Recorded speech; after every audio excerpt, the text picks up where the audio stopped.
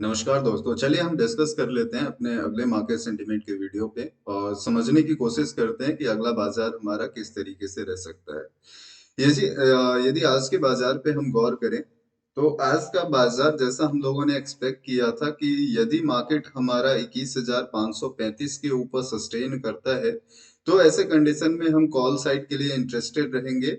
वहीं यदि 535 के आसपास से मार्केट हमारा रिवर्स करता है, तो ऐसे कंडीशन में हम वहां से जरूर पुट के ट्रेड को प्लान करना चाहेंगे। लोअर लेवल की अगर हम बात करें कि यदि मार्केट हमारा ह्यूज गैप डाउन ओपन होता है, तो ह्यूज गैप डाउन ओपनिंग के कंडीशन में हम वहां पे पुट डायरेक्शन को ट्रेड करने के लिए प्रीफर करते। हालांकि वो लेवल काफी नीचे का था, जो हम लोगों ने कल डिस्कस भी किया था। हाँ, यदि आपको याद हो, एक जो हमारा कंडीशन बच जाता है फ्लैट का, फ्लैट के कंडीशन में हम लोगों ने डिस्कस किया था कि इतना अच्छा मार्केट नहीं रहेगा यदि फ्लैट ओपनिंग मार्केट दिखाता है तो। और कहीं ना कहीं वही चीजें आज हमें चार्ट के ऊपर देखने को भी मिला है। हम यहाँ देख सकते हैं, यदि मैं लोअर टाइम फ्रेम पे चीजों को देखें, तो यहाँ पे बहुत ही फ्लैट ओपनिंग हम कह सकते हैं इसको। 21,447 आखिरी बाजार का क्लोज था और 21,435 जो है वो इस बाजार की ओपनिंग था। तो ऐसी ओपनिंग को हम यूजुअली गैप डाउन ओपनिंग तो बोल देंगे, अगर हम प्राइस को ध्यान में दे तो, लेकिन कहीं ना कहीं ये फ्लैट ओपनिंग है। और फ्लैट ओपनिंग के कंडीशन में हम देख सकते हैं कि जो दिन भर का हमारा मूवमेंट है, यदि हम फर्स्ट कैंडल के विक को रिमूव कर दें, तो मार्केट हमारा करीब 410 रुपए से लेकर के 478, यानी करीब 60-68 पॉइंट के बीच में पूरे दिन मूव करते रहा है, जो कि एक फ्लैट मूवमेंट है। साइडवेज मूव हम इसे कंसीडर करके चल सकते हैं। चलिए हम देख लेते हैं कि अगले बाजार में आज के मार्केट में कुछ इस तरीके का था नहीं। अगर हम देखें तो दोनों साइड का प्रीमियम डिक्लाइन हुआ। अगर हम पहले दो कैंडल को, तीन कैंडल को छोड़ दे तो उसके बाद से थोड़ा बहुत मार्केट हमारा 10 एक पॉइंट ऊपर का मूव दिखाता था, 10 एक पॉइंट नीचे का मूव दिखाता था। तो ऐसा बोरिंग मार्केट बीच में आता है, खासकर जब मार्केट ऑल टाइम हाई के करीब में हो तो। इनडिसीजन मार्केट हम इसे कह सकते हैं। अगर हायर टाइम फ्रेम पे हम देखें, तो ये कहीं ना कहीं हमारा स्पिनिंग टॉप पैटर्न हमारा बन रहा है, और स्पिनिंग टॉप पैटर्न एक साइडवेज पैटर्न होता है। एज जैसे हम डोजी को कंसीडर करके चलते हैं, वैसे हम इस पैटर्न को भी कंसीडर करके चल सकते हैं। चलिए फिर हम समझने की कोशिश करते हैं कि कल के कंडीशन में हमारा मार्केट किस तरीके से रिएक्ट कर सकता है। कल के मार्केट में हमें किस तरीके से ट्रेड लेना चाहिए, किस gap up opening, gap down opening, किस कंडीशन में हमें किस डायरेक्शन को प्रेफर करना चाहिए। इन सारी चीजों को देखने से पहले हमेशा की तरह हम थोड़ा सा समझ लेते हैं अपने डेटा को, कि हमारा डेटा किस तरीके से चेंज हुआ है आखिरी मार्केट में और आज के मार्केट में। और उसके अकॉर्डिंग फिर आ जाएंगे चार्ट पे, उन सारे मेजर लेवल को डिस्कस करेंगे। हाँ, यदि आप कुछ ऐसे स्टॉक की तलाश में हैं जो अगले बाजार के लिए आपके लिए फ्रूटफुल हो, तो आप अगली वीडियो हमारा देख सकते हैं, जिसमें हम ऐसे कुछ स्टॉक पे डिस्कस करते हैं जो करंट में बहुत अच्छे रेसिस्टेंस के आसपास है। हम आ जाते हैं डेटा पे और डेटा को समझने की कोशिश करते हैं कि हमारा डेटा किस तरीके से चेंज हुआ है। यदि आखिरी मार्केट में हम गौर करें, तो रिटेल ट्रेडर 12,403 बाई साइड के कॉन्ट्रैक्ट कैरी कर रहा था, 21,625 सेल साइड के कॉन्ट्रैक्ट कैरी कर रहा था। जैसे कि मैंने बताया कि अभी चार्ट पे हम लोगों ने देखा है कि आज का मार्केट जो था वो कहीं ना कहीं साइडवेज और बोरिंग मार्केट था, जिसके कारण दोनों साइड का जो हमारा पोजीशन है, दोनों साइड में डिक्लाइन देखने को मिला है। तो ऐसे कंडीशन में आप यहाँ देख सकते हैं कि कल जो 12,403 और आज के कुछ नए कॉन्ट्रैक्ट जो बने हुए थे, उसमें टोटल रिटेल ट्रेडर ने 16,567 लॉन्ग साइड के कॉन्ट्रैक्ट क्लोज किए हैं, वहीं 17,206 सेल साइड के कॉन्ट्रैक्ट क्लोज किए हैं। सेल साइड में अभी भी करीब 4,500 कॉन्ट्रैक्ट जो है वो रिटेल ट्रेडर का बना हुआ है, रिमेनिंग क्लोज हो गए हैं। तो मैं वेटेज दे करके क्लोज वाले को ज्यादा चल सकता हूँ। आगे यदि हम बढ़े डीआई के डेटा को देखने की कोशिश करें, तो डीआई कल के मार्केट में 2416 बाई साइड के कॉन्ट्रैक्ट कैरी कर रहा था और 996 सेल साइड के कॉन्ट्रैक्ट को क्लोज कर रहा था। यदि यहाँ पे हम देखें आज के डेटा में, तो डीआई सिर्फ 8 कॉन्ट्रैक्ट ऐसे हैं जो बाई साइड के कैरी करके चल रहा है फ्यूचर सेगमेंट में, और 18 कॉन्ट्रैक्ट सेल साइड के उसने और क्लोज किए हैं। तो डीआई का डेटा ऐसा कुछ मेजर हमें इंडिकेट नहीं कर रहा है, अगर चार्ट के डेटा के अकॉर्डिंग हम देखें, क्योंकि कल कुछ मेजर कॉन्ट्रैक्ट्स बने थे, लेकिन डीआई ने भी आज उस कॉन्ट्रैक्ट से बाहर निकलना ज्यादा बेटर समझा। उन सारे कॉन्ट्रैक्ट में सिर्फ 8 कॉन्ट्रैक्ट उनके पास अभी बचे हुए हैं।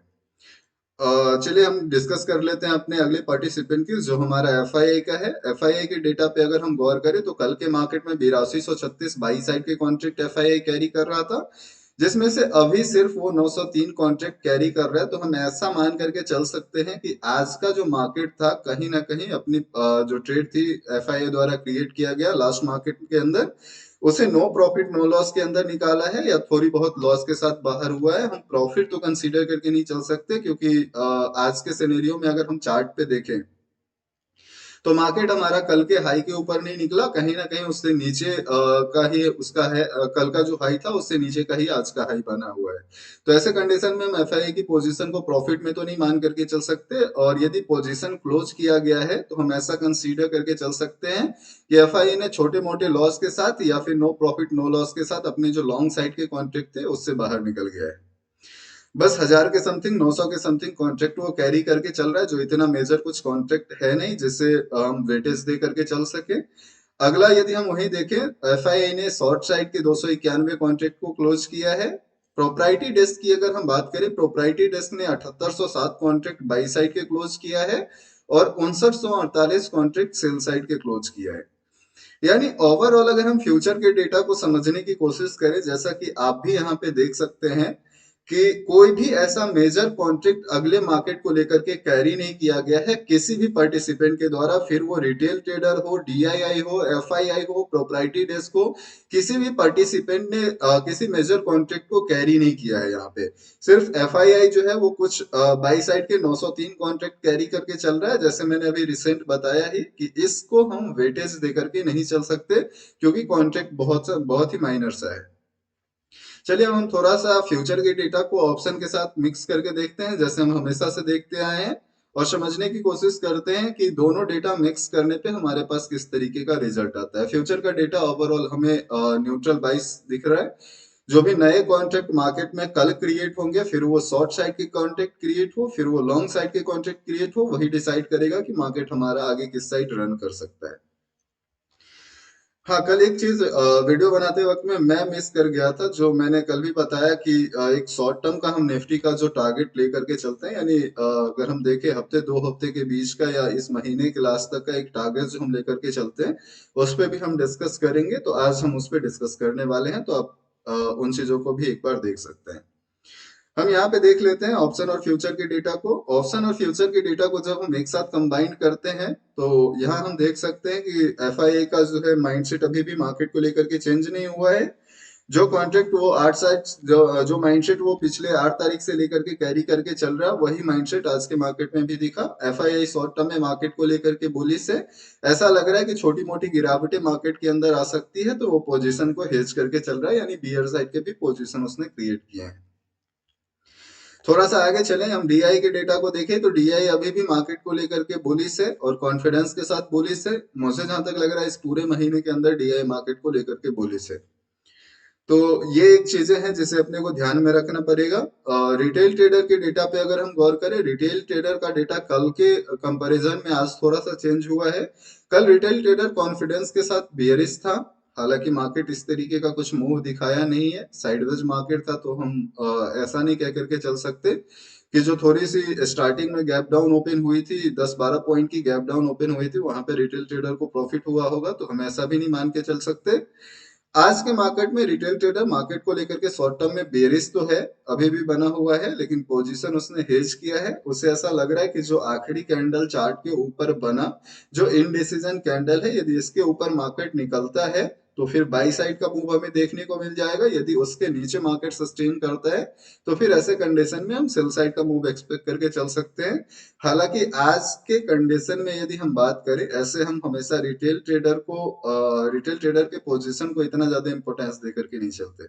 लेकिन अगर आज के करंट कंडीशन या मार्केट के कैंडल्स को देखें तो मुझे लग रहा है कि रिटेल ट्रेडर द्वारा जो बनाए गए पोजीशन है वो कहीं ना कहीं मार्केट पे इम्पैक्ट डालेगा। इससे आगे चलें, समझने की कोशिश करें, जो हमारा आखिरी पार्टिसिपेंट है प्रोप्राइटी डेस्क का, प्रोप्राइटी डेस्क के पोजीशन को देखें तो पिछले 2 सेशन से प्रोप्राइटी डेस्क मार्केट को लेकर के बेरिश था। शॉर्ट टर्म में पोजीशन वो हेज करके चल रहा था कि मार्केट यदि अब भी जाता है तो उसे नुकसान ना हो, कुछ ज्यादा फर्क ना पड़े उसकी पोजीशन पे। लेकिन आज के मार्केट में वो कॉन्फिडेंस के साथ बेरिश हो गया है। तो ये कहीं ना कहीं एक कंसर्न हम बोल सकते हैं, डोमेस्टिक इन्वेस्टर के बीच में कन्फ्लिक्ट भी हम बोल करके चल सकते हैं, क्योंकि अगर हम देखें दोनों बड़े जो डोमेस्टिक इन्वेस्टर हैं, डीआईआई मार्केट को लेकर के कॉन्फिडेंस के साथ बुलिश है, एफआईआई मार्केट को लेकर के सॉरी प्रोप्राइटरी डेस्क मार्केट को लेकर के कॉन्फिडेंस के साथ बेयरिश है। और एफआईआई की हम बात करें, एफआईआई दोनों साइड की पोजीशन बना रहा है, यानी हेजिंग के साथ एफआईआई अभी चल रहा है। रिटेल ट्रेडर ने भी आज के मार्केट में हेजिंग की पोजीशन बनाई है। तो ओवरऑल डेटा अभी भी अगर हम देख करके चले तो डीआईआई मार्केट को अप ले जाने की कोशिश करेंगे, प्रोप्राइटरी डेस्क मार्केट को डाउन साइड में देख रहे हैं। एफआईआई ने दोनों साइड के कॉन्ट्रैक्ट बनाए, यदि अगर डीआईआई के साइड में भी मार्केट मूव करता है तो उसे प्रॉफिट हो, अगर प्रोप्राइटरी डेस्क के साइड में भी मार्केट मूव करता है तो उसे नुकसान ना हो। तो ऐसे कंडीशन में हम डेटा को न्यूट्रल कंसीडर करके चल सकते हैं। ऐसा कोई स्ट्रेंथ अभी करंट में डेटा के अकॉर्डिंग हमें किसी डायरेक्शन का नहीं दिख रहा जिसे हम आज प्रेडिक्ट कर सके। हालांकि चार्ट के ऊपर भी हमें यही विजिबल हुआ है। अब हम सीधे आ जाते हैं अपने चार्ट पे। यदि चार्ट पे हम गौर करें तो आखिरी कैंडल पे आप गौर करें, यहाँ पे हमारा स्पिनिंग टॉप पैटर्न बना हुआ है जो कि एक यूजुअली साइडवेज पैटर्न है। मार्केट में इनडिसीजन को इंडिकेट करता है, यानी किसी भी डायरेक्शन के स्ट्रेंथ को इंडिकेट नहीं करता है। तो ये चीजें यहाँ पे कंसर्न क्रिएट कर रहा है और ऐसे समय में हमें वेट करना चाहिए। यदि मार्केट पिछले हाई के ऊपर निकलता है तो हम कॉल के लिए इंटरेस्टेड होंगे। मैं एक पर्टिकुलर वहां पे कंडीशन आपको वापस बता देता हूं। यदि मार्केट इस लो के नीचे सस्टेन करता है तो फिर वहां से हम पुट साइड के लिए प्लान कर सकते हैं।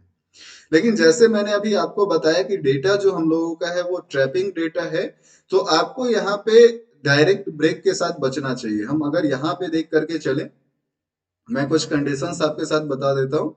यदि इसी चार्ट पे हम देखें कि कल के कंडीशन में हमने दो लाइन मार्क किए हैं। ये अपर लाइन हमारा हाई वाला है, जो प्रीवियस डे का हमारा प्रीवियस एक दिन पहले का और हाई था, और ये हमारे लो का है जो आखिरी मार्केट या इस मार्केट का लो हम कह सकते हैं। ये हमारा आज के लो का डेटा है, ठीक है। यहाँ पे कुछ कंडीशन हमारे साथ ये आ सकते हैं, अगर हम थोड़ी देर के लिए मान लें कि कुछ हमारे चार्ट पे इस तरीके के रेसिस्टेंस ब्रेक होने वाले कैंडल बने, तो हमें डायरेक्टली रेसिस्टेंस ब्रेक होने के साथ यहाँ पे इंटर नहीं करना है। ये हमारा ग्रीन कैंडल है, ऐसा आप मान करके चलिएगा। रेसिस्टेंस हमारा सस्टेन हुआ, वहां पे हमें वेट करना है कि अगला कैंडल हमारा किस तरीके का चार्ट पे बन रहा है। अगर अगला कैंडल इस ग्रीन कैंडल के हाई के ऊपर निकलता है तो फिर ऐसे कंडीशन में निकलने की बात नहीं है। यदि इसके हाई के ऊपर सस्टेन करता है, क्लोज करता है, तो फिर ऐसे कंडीशन में एक छोटे से रिस्क के साथ, इस रेसिस्टेंस के नीचे के रिस्क के साथ हम यहाँ पे कॉल ऑप्शन के लिए प्लान कर सकते हैं। या पर्सनली अगर मुझे प्लान करना हो तो मैं यहाँ से जरूर कॉल ऑप्शन के लिए प्लान करना चाहूंगा। अब वहां पे एक दूसरा कंडीशन हमारे साथ ये है कि हम देख रहे हैं कि रेसिस्टेंस तो हमारा सस्टेन हुआ, लेकिन अगला जो हमारे पास कैंडल बना वो ग्रीन कैंडल ना बन करके हमारे चार्ट पे कुछ रेड कैंडल बना जो इस तरीके का है। तो फिर ये एक कंसर्न क्रिएट करने वाला है। यहाँ पे हमें कॉल साइड की एंट्री के लिए बचना चाहिए, पुट साइड की एंट्री के लिए भी हम अभी नहीं जा सकते। पुट साइड के लिए हमें वेट करना है। अगला कैंडल यदि इसके नीचे वापस क्लोज करता है तो फिर इसके स्टॉप लॉस के साथ, इस हाई के स्टॉप लॉस के साथ हम यहाँ से अपने पुट के ट्रेड को प्लान कर सकते हैं। ये हमारा कल के मार्केट के लिए जो कुछ कंडीशन है। सेम कंडीशन हमारे सपोर्ट के लिए भी रहेगा। अगर मार्केट हमारा गैप डाउन ओपन होता है और यहाँ कुछ हमारे पास एक रेड कैंडल बना जो सपोर्ट को सस्टेन कर रहा है, तो हमें डायरेक्टली पुट साइड के ट्रेड के अंदर एंटर नहीं करना है। हमें वेट करना है कि अगला कैंडल हमारे चार्ट पे किस तरीके का बन रहा है। यदि अगला कैंडल पिछले को सस्टेन करता है तो इस सस्टेन की कंडीशन में हम इस हाई के ऊपर का स्टॉप लॉस लेकर के, जो बहुत ही छोटा होगा, मैं कंसिडर करके अगर चले बहुत छोटा सा स्टॉप लॉस आएगा, इस हाई के ऊपर का स्ट्रिक्ट स्टॉप लॉस के साथ हम यहाँ से पुट की ट्रेड के साथ बैठ सकते हैं, प्लान कर सकते हैं। हाँ, लेकिन वहीं पे यदि ये कैंडल हमारा रेड ना होकर के अगर ग्रीन कैंडल कुछ इस तरीके का बनता है तो वहां पे वेट करना ज्यादा बेनिफिशियल होगा। अगले कैंडल को मॉनिटर करना जरूरी हो जाएगा। यदि अगला कैंडल हमारा वापस इसके ऊपर एक ग्रीन कैंडल ही बनता है जो इसके ऊपर सस्टेन करता है, फिर ऐसे कंडीशन में यहाँ इसके नीचे हम अपने कॉल ऑप्शन को प्लान कर सकते हैं बहुत ही छोटे स्टॉप लॉस के साथ। दोनों डायरेक्शन में हमारा स्टॉप लॉस जो रहेगा वो छोटा रहेगा। हाँ, अब एक चीज यहाँ पे है कि अगर मार्केट हमारा फ्लैट ओपन हो जाता है, जैसे हम लोगों ने कल के कंडीशन में भी डिस्कस किया था, हम मान लेते हैं थोड़ी देर के लिए कि हमारा मार्केट कुछ इस प्राइस पे ओपन हो गया, तो ये एक मेरे से अगर पूछ करके चले तो ये मुझे नहीं लगता कि एक बहुत सही मार्केट होगा ट्रेड करने के लिए, क्योंकि यहाँ से हमारे पास दो लेवल होते हैं। होता क्या है, अगर यहाँ से हम ट्रेड में कॉल डायरेक्शन का भी बैठते हैं, मार्केट अगर कॉल डायरेक्शन में भी मूव देने वाला हो, थोड़ा सा मार्केट अप जा करके इस लेवल को टच करेगा, फिर यहाँ से अप मूव मार्केट दिखा देगा। तो ये एक चीजें हैं जो मार्केट, फ्लैट मार्केट में हमें ट्रैपिंग कल के मार्केट में देखने को मिल सकता है। वहीं अगर हम इस पॉइंट को अवॉइड करते, मार्केट अगर हमारा यहीं पे फ्लैट ओपन होता है, मार्केट का डायरेक्शन हम देख रहे हैं कि मॉर्निंग में मार्केट हमारा पुट साइड में मूव कर रहा है, हम पुट साइड में एंट्री बना भी लिया हमने, ऐसे कंडीशन में थोड़ी देर नीचे जाने के बाद मार्केट हमारा सडन स्पाइक करेगा, स्टॉप लॉस हंट करेगा, फिर हमारे पुट को यहाँ पे जो हमारा टारगेट रहेगा उसको अचीव करेगा। तो हम एक, अगर फ्लैट ओपनिंग मार्केट हमारा देता है, ऐसे कंडीशन में हम एक साइडवेज मार्केट, हम एसएल हंटिंग मूव वाला मार्केट कंसीडर करके चल सकते हैं। तो फ्लैट ओपनिंग के कंडीशन में वेट करना ज्यादा बेनिफिशियल है।